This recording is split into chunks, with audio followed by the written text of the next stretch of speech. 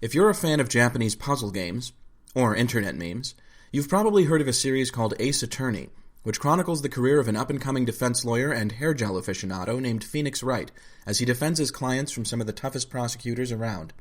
The main gameplay hook in the Ace Attorney games is collecting a set of facts about each case and comparing them with witness testimony, usually with the goal of finding inconsistencies that prove someone is lying. In true Perry Mason-esque fashion, Phoenix almost always intervenes in murder cases, so the games tend to feature a lot of dramatic courtroom showdowns and sudden, shocking twists. The series' appeal is pretty unique, which is probably why it was such an unexpected success in the US. And it's all the more surprising that this long-running, popular series was largely the brainchild of one guy at Capcom named Shu Takumi. Capcom isn't exactly known for its auteur approach to game design, but one of its leading lights, Shinji Mikami, who incidentally is a leading candidate for the Best Boss Ever award, seemed to really believe in Takumi and let him have a small team for half a year to make any kind of game he could think of. And what he came up with in that 6 months was such a huge success that making more of it basically became his new job for the next decade or so. However, Takumi's creative energy wasn't all spent on fleshing out the world of Ace Attorney. Right in the middle of that series' development, he also started work on a standalone game that would end up as a much more ambitious project than any he'd led before. This new game would also feature a detective story, but instead of being a dispassionate outsider, this time the protagonist would be a direct participant in a dark conspiratorial plot that unfolds over the course of a single night. Where the Ace Attorney games were cerebral and slow-paced, like chess, this new game would force you to think on your feet, like chess boxing. And in a departure from the episodic nature of his previous series, Takumi would use this game to tell one long, intricate story, featuring nearly a dozen major characters and stretching back over years. Oh, and also the main character is already dead at the beginning of the story, so that's a thing. Ghost Trick Phantom Detective is Shu Takumi's magnum opus, and it has one of the most interesting stories of any video game I've played. It's also a game that uses a lot of clever writing tricks to hold your interest. Foreshadowing, dramatic irony, chicken songs, all that stuff you learned in English class. Today, though, I'm going to focus on one specific story technique that, I would argue, is the most effective trick that Ghost Trick manages to pull off, particularly because it accomplishes one of the most difficult things for an author to do, making your audience connect with your characters.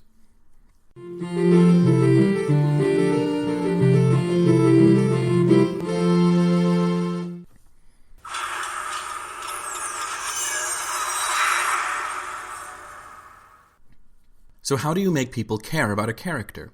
Well, to paraphrase Alfred Hitchcock, right off the bat you have to give people information in order for them to feel anything. In other words, it all starts with exposition. You can tell your audience what a character is like in many different ways. At the most basic level, a character's appearance gives the player some basic ideas about what they're like. Takumi and his team seem particularly adept at creating simple but stylish designs that just ooze personality, while also remaining distinct from each other.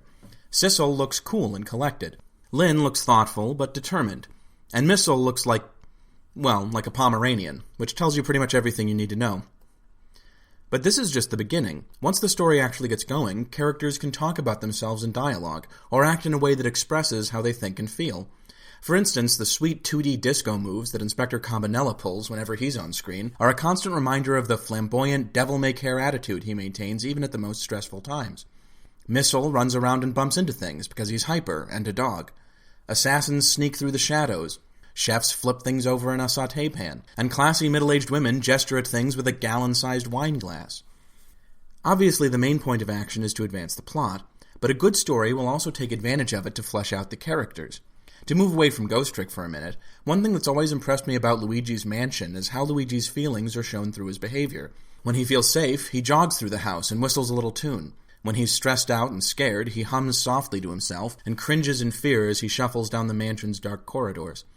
His voice even gets hoarser and more desperate as his health ticks down. No matter what the player is supposed to be feeling at any given moment, Luigi totally sells it.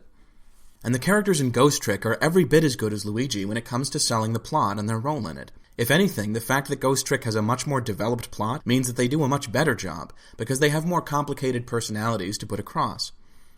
But that isn't all. You can also use setting details and props to show a character's personality in a more subtle way.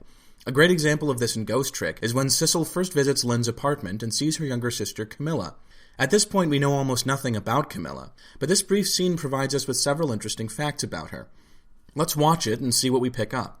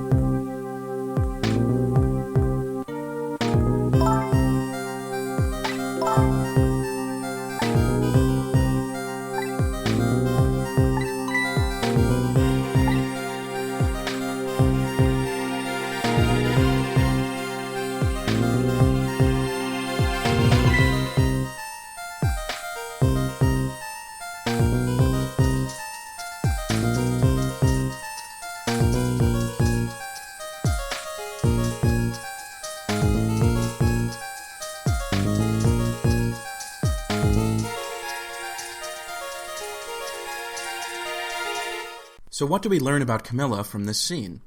Well, first of all, that her family is pretty well off. That giant TV, her snazzy over-ear headphones, and the silver serving tray full of donuts all suggest wealth. Speaking of the tray, the fact that Camilla is eating donuts for dinner also suggests that she's a little immature, and hints at the fact that her parents aren't around, although we don't know why yet. Camilla also comes across as a bit clumsy and absent-minded. She fumbles with her headphones as she tries to get them off the wall, and after putting them on is so absorbed in her music that she ignores everything else around her. Missil's presence in this scene is also a clue to Camilla's character. They say that pets tend to resemble their owners. So when you get right down to it, this scene, which only lasts a couple of minutes, actually tells us quite a lot about Camilla, both directly and through suggestion. She's an absent-minded and somewhat immature little girl with rich parents who for some reason aren't around. These character traits work with each other really well. You would expect a rich kid to be self-absorbed, and you would expect someone who doesn't get a lot of parenting to be immature. The presentless Christmas tree sort of metaphorically sums her character up. It's cheerful and festive, but also clearly missing something. Ghost Trick does a brilliant job of explaining its characters through design, action, and setting details. For a lot of players, and a lot of stories, this would be enough to make the characters likable. Amusing dialogue, relatable goals, and appealing personalities are usually enough to make us interested in fictional characters, and get us to forget that what's happening to them isn't really happening. But the truth is that lots of other video games, as well as books and movies for that matter, have done just as good a job of creating memorable and sympathetic characters. I would therefore argue that, much as I appreciate the quality of Ghost Trick's character design, that alone is not what makes it such an emotionally gripping experience. What makes Ghost Trick truly special from a story perspective is specifically related to its existence as a video game, and it's based on a plot device that, if you've seen my video on BioShock Infinite, you might be surprised to hear me get enthusiastic about. It's time travel.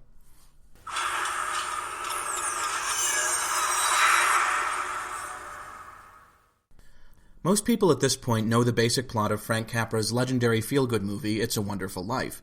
But just as a quick recap, during the climax of the movie, its protagonist, George Bailey, is at such a loose end in his life and feels so disillusioned about his failures that he wishes he was never born, only to be greeted by an angel who offers to show him what the world would be like if he had never existed. George soon discovers that, in many ways he never realized, the people around him depended on his kindness, both to be happy and to make the right choices in life. Without him around, the town where he grew up is miserable and morally bankrupt, essentially owned outright by Mr. Potter, the man whose cruel manipulations drove George to his self-destructive wish in the first place. In an epiphany that now seems a bit cliché, just because it's been copied so many times, George realizes that the good we do for others often goes unnoticed, even by ourselves, and that simply being there when those you care about are suffering can make a world of difference. With newfound determination, he takes back his wish and decides to trust his friends and neighbors to stand by him. And in the end, they do. It's a Wonderful Life wasn't very popular when it was first released. Critics considered it a bit sappy and a lot preachy, and audiences mostly seemed to find it boring. Ironically, it was only after it fell into the public domain due to its lack of popularity that it was rediscovered by a new generation and made into a Christmas classic, in a twist that kind of resembles the movie's plot, actually. But why do people today like It's a Wonderful Life so much? Jimmy Stewart's humble earnestness aside, I think the movie's greatest asset, in terms of getting the audience engaged, is its dark vision of the alternate universe in which George Bailey didn't exist. This shows the audience very powerfully what George was fighting for all this time, at the same time as it reveals what's at stake to George himself. It makes the consequences of his actions very clear, in a way that the story never could if it stuck to a straightforward linear plot. In other words, it lets the filmmakers show us what happens if he fails, instead of having to just tell us and run the very real risk that we wouldn't care or wouldn't believe them. But it also does something else. It gives us another view of the story's secondary characters, in a situation very different from the one they began the story in. This gives the filmmakers an opportunity to flesh out these characters by showing how they change in response to changing circumstances. The fact is that most stories, even well-written ones, give us a relatively narrow view of any given character's personality, because they only show how the character acts at one moment in time under one set of conditions. Real people don't just have fixed, unchanging character traits. They also have moods, on days and off days, and changes in their knowledge and character that make them different at different times in their lives. This is one of the major advantages that television shows have over movies when it comes to attracting a loyal audience. TV shows may have weak plots much of the time, but they always have the best characters, because the characters are involved in a wider variety of stories than a movie character ever could be. If you ask people to describe a movie, the first thing they'll probably think of is the plot, and then maybe the setting. Do the same thing for a TV show, and I can almost guarantee you they'll start with the characters. Despite all my problems with alternate universes and time travel as plot devices, the one thing I'll give them is that, when used well, they're brilliant at breaking through a movie's inherent character-building limitations. To take another example, let's look at what I consider to be the best time travel story ever told in cinema. Back to the Future plays the wonderful life trope in reverse. Marty's parents are already living a miserable life, and by going back in time, he sees what caused their lives to be so horrible in the first place. The contrast between the bright and shiny 50s and the dull, mostly joyless future that awaits George and Lorraine McFly is sometimes played for laughs, but mostly it's used to show how vulnerable their relationship really is, and how a slight push in the wrong direction could make their lives even worse. So let me ask you a question. Why do so many audience members sympathize with George McFly? He's a loser, sure, but then again, lots of characters from 80s movies were losers too, and the audience usually wasn't expected to feel bad for them, especially when they weren't the protagonist. The difference, as Alfred Hitchcock would note, is that we have information about George that makes us care about him. We know how bad his life is going to be later on, and we know that it's because of what he does and fails to do in the past. Seeing a character suffer usually makes the audience feel bad. We're all familiar with the trope of a villain kicking a dog to show how wicked they are, but what often gets overlooked is that the point isn't just to make us hate the villain, it's also to make us like the dog.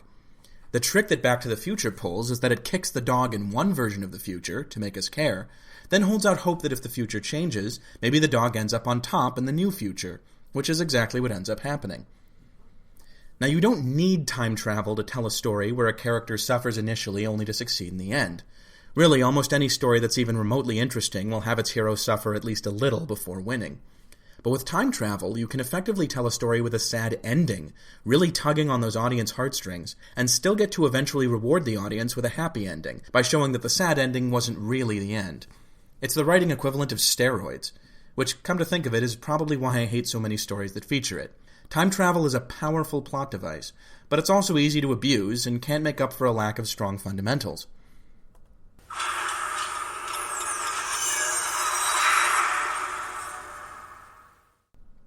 Just like It's a Wonderful Life and Back to the Future, Ghost Trick uses time travel to raise the stakes and keep the player interested in what's happening, while also revealing multiple facets of each major character's personality by showing their reactions to several alternate realities. Remember when I said that Sissel is dead before Ghost Trick's story even begins?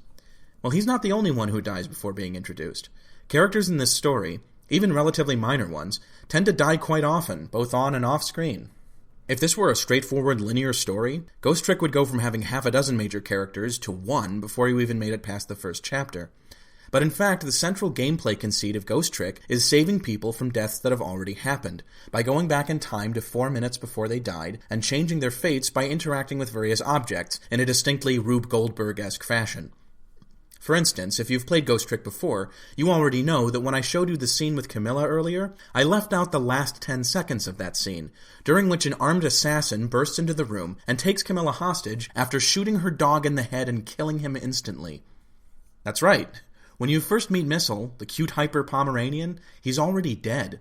The whole point of watching that scene in-game is to see what led up to the assassin finding Camilla, so that when Sissel goes back in time, he can trick her into hiding under the couch with Missile and save the dog's life. This is a pretty unique take on the puzzle genre, since it asks you not just to figure out how the environmental objects work, but also how to get these fictional characters to act differently from how they normally would. Learning about and identifying with these characters is actually a gameplay mechanic, and if there's a better way to make a hardcore gamer take your story seriously, I don't know what it is. This approach to design neatly solves two difficult problems with a single stroke. It gives the game a totally unique mechanical appeal, while also helping to tell the story. And Ghost Trick's story doesn't just lean on this crutch, it actually uses the added freedom to tell a really complex story without leaving the player confused and disengaged. Honestly, when it comes to creative storytelling, Ghost Trick is probably the most underrated video game I've played in my entire life, and all because of this one neat little trick that it plays with character deaths. And the funny thing about all this is that Shu Takumi already proved he could make engaging characters the hard, old-fashioned way in the Ace Attorney series. Phoenix Wright's courtroom escapades are episodic, with several distinct stories being told in each game, giving the writers plenty of material for Phoenix and his friends to react to. There's a reason why this series is still going strong after 2 decades, with a huge and devoted fan base, manga and anime adaptations, and freaking live stage musicals based on it. But with Ghost Trick, Shu Takumi took a totally different approach, and in my opinion, his team created characters that are every bit as fun and multifaceted as the Ace Attorney characters, and in only one game to boot. Takumi was able to use time travel the right way, as an effective means of raising the stakes before entrusting the player with the task of bringing them back down. And in the process, he made me fall in love with these characters. Really, even the Pomeranian. In real life, I think Pomeranians are annoying little yippy vermin, but Missile proved to me that there is no character so small or simple that it can't be made lovable. I have to confess at this point that throughout this video, I've had an ulterior motive in explaining to you how great the storytelling is in Shu Takumi's games. And that is to tell you that games like Ghost Trick and the Ace Attorney series will probably never be made again. The original Phoenix Wright was the quintessential Game Boy Advance game. It had old-fashioned graphics, a text-heavy visual novel-style structure, and it was made by a small team with an even smaller budget. It was an experiment that was suited to an experimental platform that no longer exists. And Ghost Trick, despite its differences from the Ace Attorney series, shares one important thing in common with it: scale. The DS really wasn't that different from the GBA in terms of its target market or the type of game that was suited to it, and the 3DS, likewise, wasn't a huge change. But the Nintendo Switch is. People can say it's a portable console until they're blue in the face, but developers simply don't develop for it the way they used to develop for handhelds, because the Switch is, first and foremost, Nintendo's flagship home console. Capcom cannot and will not make new games for the Switch like the ones they once made for the GBA or DS. They're not releasing new Ace Attorney games on the platform. Instead, they're releasing a flood of ports based on older home console series like Resident Evil. The last game Shu Takumi worked on that got an international release was made in 2012 for the 3DS.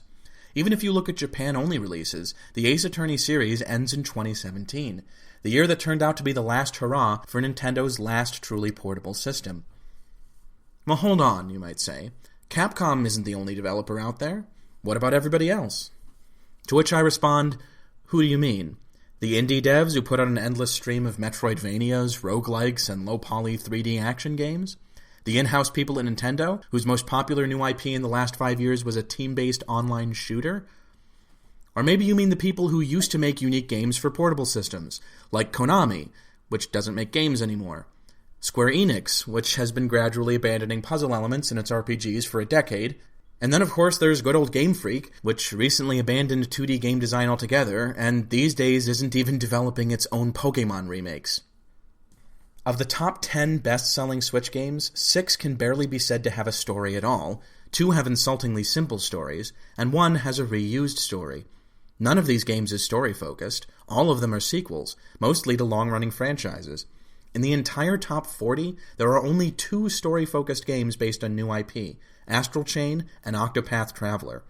The only one that loosely qualifies as a puzzle game is a collection of board and card game simulations with no story.